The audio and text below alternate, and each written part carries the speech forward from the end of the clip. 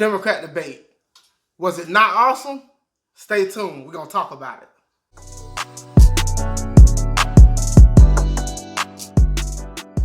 What's going on, folks? It's your boy, Javier Javier with the Javier Javier Show, bringing you all the latest on the news, politics, and religion. So, we're going to get into it. The Democrat debate. Did you watch it? Because I know some of y'all didn't watch it, but I watched it for you. And I know Trump had a rally going on at the same time, but Bloomberg was on stage, had to find out what's going on with Bloomberg. And we found out what's going on with Bloomberg. I'm going to say for the first 45 minutes, Bloomberg was just getting taken out of the game. He didn't have an answer for nothing. And it seemed like Elizabeth Warren, Joe Biden, and Bernie Sanders, they came guns blazing like they wanted to take Bloomberg out of it. Now, I'm just going to say it. It wasn't looking pretty. And might as well commit suicide. For one, I don't understand why Elizabeth Warren is even going after Bloomberg. I mean, last time I checked, isn't Bernie Sanders the front runner? Isn't Bernie Sanders the one that's literally sharing supporters with Elizabeth Warren? They're more like on the far left lane.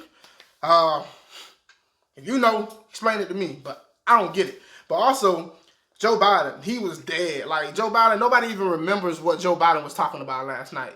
Literally, like, Joe Biden, I just don't think he got it. I really just think that it's over with for Joe Biden.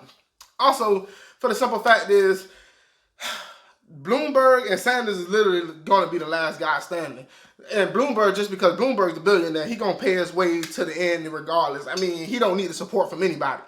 But what was interesting was Elizabeth Warren called Bloomberg out, and she called him out about all these NDAs, about, you know, keeping women quiet and not allowing women to speak out, but the dishonesty, right? Because on top of that, anybody who runs a big corporation, you know, people sign confidential agreements all the time. So I really don't get what the whole complaint was about, but Bloomberg just sat there and took it. They hit him on the stop and frisk. I'm like,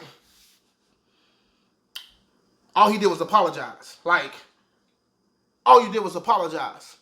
I mean, you're going to need more than an apology, because I just don't get it. Now, me personally, I think the stop and frisk thing was supposed to be about, you know, cracking down on crime. And from what I understand is it actually took the crime rate down a lot, significantly. But Bloomberg apologized for it. And, hey, what can I say? He run his own campaign. But what I will say is, Bloomberg had a couple moments towards the end where he got on Joe Biden, he got on Bernie Sanders. He took Bernie Sanders out of it, in my opinion. A lot of people may not be talking about it because I didn't really hear much about it except on conservative media. But Bernie Sanders, I'm like, yo, we live in a country where the most famous socialist is a millionaire and has 3 homes.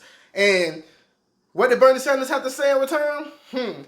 Well, you know, I was in Washington and, you know, I mean, like, that's not a good point. So I think Bloomberg really hit him where it hurt. Oh, we had Amy Klobuchar and Pete Buttigieg going neck and neck. Oh, you don't know the name of the Mexican president. How could you not know the name of the president? And you work on this committee and you're supposed to be over this and over that. But Amy Klobuchar came and said, oh, well, I'm sorry, everybody ain't as perfect as you, Pete. And she literally said, you calling me stupid? I mean, like, yo, fire was being thrown all across the stage and people was ducking and dodging. And I was like, yo, this is epic. I was on the bed watching it and I was just like cracking up. I was just like busting out and laughing. I was like, yo, this is great. Now, the person who really won last night, to be honest, it was Donald Trump. I mean, if you really want to, you know, take it there, Donald Trump won last night. The simple fact is all they did was tear each other down. But it seems like each one of the people on the stage, they could see what's wrong with the other candidates, but they couldn't see what's wrong with themselves. So what I don't get is, anybody on that stage, can anybody up there beat Donald Trump? Honestly, because look, we ain't see nothing yet. Hey, but yo, if you like the material, hit that subscribe button down below. If you want to see more videos like this, keep them coming. But back on the topic. It was just amazing. And I was like, yo, why haven't we been seeing this from the get-go? When we had Kamala Harris and Cory Booker and all of these guys on the stage, Andrew Yang, where was the mud fest? Where was people throwing and slinging different stuff all across the room? I mean, yo, it was amazing. And like, usually I skip out on these debates. I might watch a little bit here and there. I might get some highlights from different sources after the fact. But last night I was like, yo, Bloomberg on the stage. There's been a lot of yet.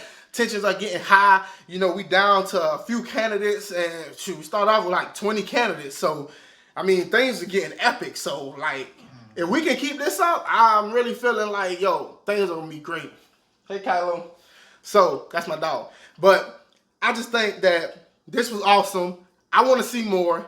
I hope y'all want to see more. Whether you a liberal, whether you conservative, it doesn't matter what political spectrum you fall on. Let's get it all out there. Let's put all the issues out there and let's see what happens.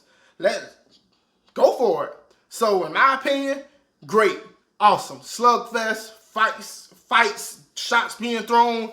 You know, let's get down to the nitty gritty. So, you came, you heard, you saw. Now run and tell them I said it. And if they ask me by name, make sure you say it twice. This is the Javier Javier Show.